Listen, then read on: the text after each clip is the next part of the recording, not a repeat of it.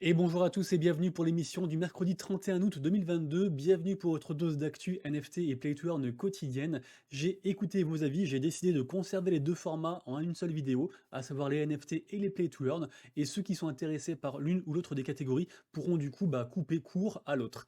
Aujourd'hui du coup, on va parler forcément du gros scandale qui concerne la plus grosse collection sur Solana.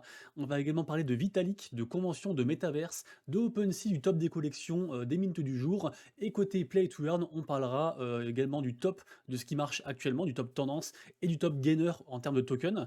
Et on a aussi des news du côté de chez Dogami, on a des news aussi sur Walking Dead Empires, Axie Infinity et un nouveau jeu qui fait beaucoup parler et aussi deux projets Wax que je kiffe bien.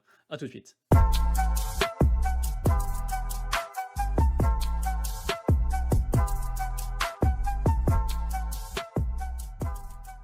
Et on est parti, et comme d'habitude, si vous voulez soutenir la chaîne, n'hésitez pas à vous abonner du coup, à activer la cloche pour louper aucune vidéo, et puis à mettre un petit commentaire sous les vidéos que vous préférez pour me dire ce qui va ou ce qui va pas. Et on commence directement avec ça. Qu'est-ce qui se passe? C'est la collection des Gods de chez Solana. Solana, oui bien sûr. Solana, c'est la collection la plus emblématique, la plus chère, la plus hypée, la plus tout ce que vous voulez de chez Solana, et tous leurs comptes sont suspendus. Du main compte des Gods NFT, jusque à la seconde collection qui est censée sortir bientôt là, qui s'appelle Dupiz et qui du coup a été rename en Youth. Pareil, banni aussi, enfin suspendu, en attente de décision, et également tous les comptes affiliés en fait à cette collection-là. Sachez que actuellement en fait, on ne sait pas. On ne sait pas ce qui se passe. Il y a des théories vraiment très très folles. Il y en a qui disent que c'est Twitter en fait qui veut avoir la mainmise sur, en tant que géant du Web 2 entre guillemets, qui veut avoir la mainmise sur le Web 3, qui pose des soucis, des bâtons dans les roues. Est-ce qu'il y a des gens qui ont reporte des activités un peu douteuses? On sait vraiment pas trop. Ce qui est sûr, c'est qu'il y a Austin Federa qui est le chargé de communication de Solana Foundation, qui a dit qu'il mettait en pause en fait tout ce qui était, on va dire, en lien avec la publicité par rapport à Twitter et du coup à tous les projets du coup Solana qui peut gérer. Du coup, ça prend des proportions ouf. On ne sait pas trop où ça va. On attend, on est suspendu à cette info-là. On ne sait pas ce qui se passe. Voilà, donc plein de gens ont des problèmes. Du coup, les comptes bannis, c'est du coup Youth, des Gods, Youth List, des Gods Sellbots, enfin plein de trucs liés à cette collection-là. Et pour l'instant, j'ai pas trouvé l'info, personne ne sait ce qui se passe. Donc vraiment, affaire à suivre. Je vous dirai du coup sur Twitter, je pense, ou sur Discord cet après-midi si on en sait plus. Et sinon, demain.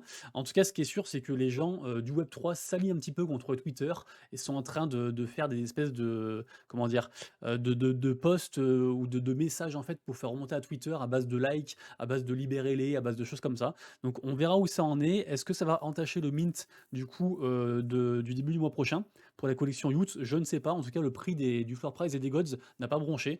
Mais du coup, voilà, donc assez intéressant ce dénouement. On attend ça avec impatience. Je reviens très brièvement sur l'intégration des NFT par Facebook, parce qu'en fait, je voulais tester ça, mais en fait, si j'ai pas vu, ça concerne que pour l'instant les utilisateurs américains. Donc les Européens, le reste du monde, ça viendra après. Donc pour l'instant, on ne peut pas voir nous directement, mais sachez que c'est déjà arrivé, mais que du coup, ça concerne que les Américains. Donc voilà, affaire à suivre pour nous. Une grosse convention de NFT qui va arriver en Chine le 3 septembre. Alors je connais pas le nom, si on va dire NFT Show in China, mais voilà, du coup, j'ai dû traduire l'article. On m'a donné ça comme info ce matin dans le Discord. D'ailleurs, n'hésitez pas les gars et les filles à me partager vos informations dans le Discord. Comme ça, je check à chaque fois avant de faire les vidéos et je m'en sers si les informations sont pertinentes et que je trouve qu'elles colleraient bien avec la vidéo du jour. Du coup, voilà, donc gros événement avec notamment du coup les communautés invitées style Azuki, Clone X, Barbecue Club, Moonbird, etc., etc. Donc des grosses communautés. Du coup, ça présage du lourd. Donc si vous regardez la vidéo depuis la Chine, allez-y, ça peut être sympa. Ensuite, un gros projet qui s'appelle Token Proof, qui vient de soulever en fait 5 millions de dollars pour leur projet. Et en gros, c'est un projet qui vise à pouvoir authentifier de manière certaine le propriétaire d'un NFT. Quand vous montrez le NFT, on saura qui vous êtes. Donc c'est une sorte de simplification entre du coup le NFT et les infos contenues dans la blockchain. Écoutez, pour l'instant le projet est prometteur, donc affaire à suivre du coup pour ce petit projet, ce moyen projet, ce gros projet, je sais pas comment on dit, qui s'appelle du coup Token Proof. Ensuite, Vitalik Buterin, bien sûr, le fondateur bien sûr de ETH, hein, qui a sorti un livre qui s'appelle Proof of Stake. Du coup, bah, c'est plutôt sympa. Après, je suis pas sûr qu'on comprenne, nous, simples mortels, du coup, vraiment, ce qu'il veut nous dire, même si on comprend le titre. En tout cas, ce qui est sûr, c'est qu'il y a une copie digitale, en fait, qui est accessible par NFT et ça, c'est grave cool et je pense qu'on en verra de plus en plus. Du coup, c'est pour ça que je vous en parle, c'était pour le côté NFT. La marque de vêtements Kenzo qui va offrir des NFT en récompense pour sa nouvelle collection. Toujours pareil, les gars, je trouve ça très, très chouette quand on peut interagir directement, avoir des interactions entre le Web 3 et le Web 2, enfin pardon, non, n'importe quoi, entre la vraie vie et les NFT, donc le Web 3, etc. Je trouve ça trop trop cool. Et donc voilà, donc du coup, les gens qui iront acheter la nouvelle collection recevront des NFT en cadeau avec pas mal d'avantages à la clé. Ensuite, on a une news de chez OpenSea qui nous dit qu'ils vont intégrer en fait Seaport du coup pour la blockchain Polygon, ce qui fait qu'en gros il y aura pas mal d'améliorations, notamment des transferts facilités. Ça va engendrer beaucoup d'argent économisé en fait par rapport aux transactions et au volume des transactions. Et également, plus de prérequis de prix pour lister un NFT, plein de choses comme ça en fait, des améliorations aussi dans le listing des collections. Donc pas mal de choses, donc vraiment intéressant du coup. Donc les gars, pareil, tout ce dont je parle dans les vidéos, vous avez tous les liens en description. Moi, je vous généralise et après, à vous d'aller dig plus en profondeur pour avoir le reste de l'information. En tout cas, sachez que voilà, c'est une belle avancée que nous propose du coup OpenSea, donc la marketplace numéro 1 à la base pour Ethereum. Ensuite, la première série télé parodique autour des NFT avec différentes collections, dont les Cool Cat et les Bored Ape. Ce qui est marrant, c'est que du coup, cette collection va aussi faire des NFT, donc c'est une émission de télé, enfin une série télé qui va arriver en 34 épisodes. Et en fait, les holders des NFT, enfin de la collection plutôt, parce que c'est pas, comment dire, c'est votre NFT sera pas forcément dans la collection, enfin dans la série TV. Par contre, la série TV met en scène des grosses collections d'NFT, ok? Et du coup, la série télé vend ses propres NFT. Et quand vous holdez les NFT de la collection, vous pourrez en fait interagir avec un peu les scénarios de la collection, enfin de la série. On comprend rien à ce que je raconte, hein. Bon, dites-moi dans les commentaires si vous avez compris, mais en gros, voilà, l'info est cool. J'en peux plus. Au niveau du top des collections sur la blockchain, écoutez, on a Moonbirds qui est en premier. Je vais vous dire après pourquoi. Sinon, le reste, rien de particulier. Digi Daigaku qui continue sa lancée. Toujours 16 ETH de floor price qui marche très très bien. Et au niveau des blockchains, au niveau du terme, en termes de volume sur les dernières 24 heures, on a toujours Ethereum en premier, forcément. Deuxième, Immutable X qui est repassé devant Solana. Et troisième, Solana. En ce moment, ils se tirent un petit peu à la bourre les deux. C'est assez intéressant à regarder. Du coup, directement sur OpenSea, effectivement, on voit les Moonbirds en premier et on y reviendra, comme je vous disais, juste après, parce que l'info est très intéressante. Concernant Solana, écoutez, rien de particulier, 3 collections à surveiller. Comme je disais tout à l'heure, les Degods, ils n'ont pas bronché par rapport au ban de Twitter, enfin aux suspensions de Twitter. Euh, mais les collections à surveiller, pardon, c'est Smetanas aujourd'hui, qui a fait un très beau pump. Également Liberty Square, le gang des écureuils là, pareil, très bon pump aussi qui a fait un bon x2 et Schrems qu'on surveille déjà depuis 2 3 jours, qui continue sa lancée et qui augmente de plus en plus, donc vraiment intéressant. Ensuite du coup, article sur les Moonbirds Mythics. On parlait des Moonbirds juste avant. Moonbird Mythics, qu'est-ce que c'est en fait? C'est une seconde collection du coup de cette collection Moonbird qui existe déjà et qui cartonne. Il y aura 20K supply, donc 20 000 NFT qui vont être mis en vente, avec forcément une partie réservée pour les holders, voire airdroppée. Donc forcément, du coup, beaucoup d'engouement. Et du coup, c'est un petit peu toujours pareil, les gars, un peu comme quand il y avait, les gars et les filles, comme quand il y avait les Bored Ape, puis après les Bored Ape mutants, etc. C'est pour permettre aussi à d'autres gens en fait d'intégrer la collection et puis de faire vivre aussi bah, cette collection-là, c'est-à-dire de créer du volume, de ramener du monde, etc., de créer de la hype. Et donc vraiment collection à suivre, Moonbirds Mythics. A priori, ça devrait marcher. Je me mouille pas trop à dire ça, même si bien sûr, c'est pas un conseil d'investissement, vous le savez déjà. Ensuite, la collection Dour Darcels, qu'il faudra surveiller parce qu'à la base, Dour Darcels, c'est un artiste très connu en fait depuis plus de 10 ans aux States, je crois c'est. Et en gros, il fait pas mal de choses. Il a collaboré avec Ikea, avec Coca-Cola, avec plein de marques assez connues. Et du coup, il sort ces NFT là. Donc pareil, les gars, info à suivre sur Dour Darcels. Je sais pas quand ça sort, mais je sais qu'il y aura 10K supply et que a priori, ça devrait être une bonne collection avec pas mal d'avantages aussi et du coup, faite par un artiste déjà connu. Donc ça, c'est cool. Ensuite, partenariat entre Doja Cat, donc une artiste musicale, et JBL, tout ce qui est multimédia, enceinte, etc. Et en gros, donc là, il y a des NFT qui vont vendre. Et on aura aussi des écouteurs, du coup, Avec pas mal d'avantages. C'est des écouteurs NFT en fait et a priori peut-être qu'on en recevra comme ils avaient fait la première fois, peut-être qu'on en recevra directement à la maison, une version physique, mais en tout cas, il y aura des avantages par rapport à l'artiste, Doja Cat en elle-même et du coup, a priori, c'est pareil, c'est ce genre de collection-là qui en général marche bien, donc à suivre. Par rapport au mint du jour de hier du coup, It's Free Mint, écoutez, ça sold out mais le prix a pas décollé. Metabits, ça a foiré. Loonis, c'est aujourd'hui. Les gars, on va faire plus vite maintenant. Je vais passer très, très vite sur des collections qui intéressent pas grand monde, mais qui sont quand même un peu hypées et je m'attarderai plus sur vraiment les grosses collections avec beaucoup de hype, dans la journée, donc les vrais gros mints du jour entre guillemets. Du coup, voilà, pour ceux que ça intéresse, vous ferez pause, vous irez voir en description pour l'article. Mais aujourd'hui, sachez qu'il y a Loonies ici, il y a, Tripping Gators également, il y a Baby Shark et il y a, Gang Ape Bling Club, pardon, je vais y arriver. Le mint le plus hypé de la journée, c'est, Mushgang. C'est, 8 PM UTC, donc ça va être à 20h. Pour nous, on est UTC+2, donc à 22h ce soir. Sachant qu'il y a aussi des free mints dedans. Donc allez checker ça les gars, mais en tout cas, grosse collection. C'est ici, voilà, donc il y a des free mints et sinon c'est 0,0069 ETH, et il y a 6K5 de supply. C'est, le plus gros mint de la journée avec du coup les Funko qui sont sur Wax et qui cartonnent à chaque fois. À la base, je dis c'est sur Wax, mais en fait on peut acheter les Funko avec votre carte bancaire.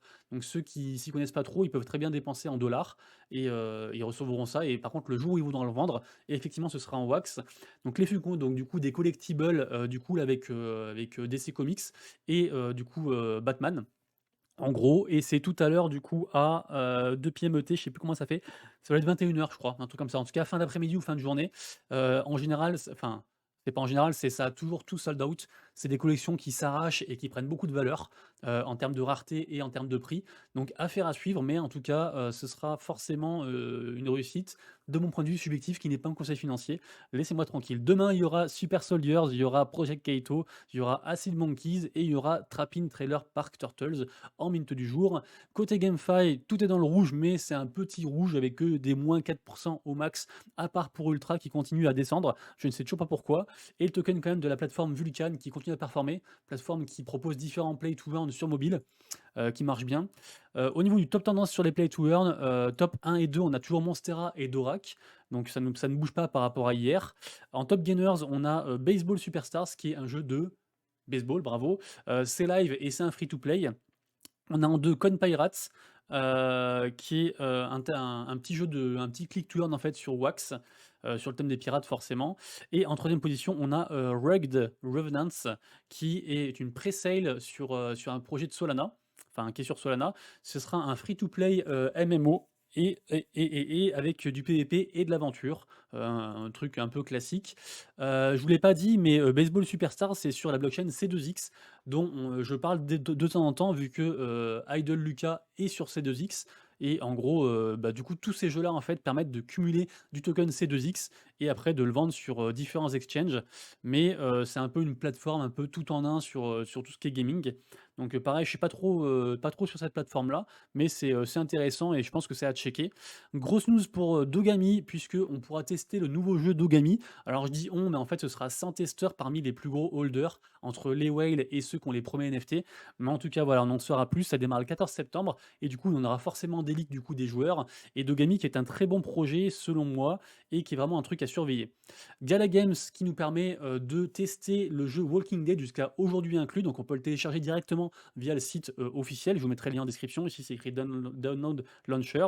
C'est donc jusqu'à aujourd'hui inclus et donc c'est un FPS autour de l'univers de Walking Dead, vous le savez. Et ça promet du lourd en général. Gala Games, ils font pas trop de la merde et en plus avec une grosse licence comme ça, a priori ça devrait marcher. En tout cas voilà, si vous voulez tester le jeu, c'est aujourd'hui et vous me direz ce que vous en pensez. Toujours de chez Gala Games, on a Spider Tanks qui est un jeu qui n'est plus à démontrer au niveau de son succès. Ils font plein de tournois, ça marche bien et tout ça, il y a aucun problème. Et en gros, ils ont débuté la vente des nœuds. Donc en fait, ça a démarré avant-hier. C'est toujours actuel, sauf que le prix monte de plus en plus. Pour l'instant, ça a démarré, je crois, à 2500 $ le nœud.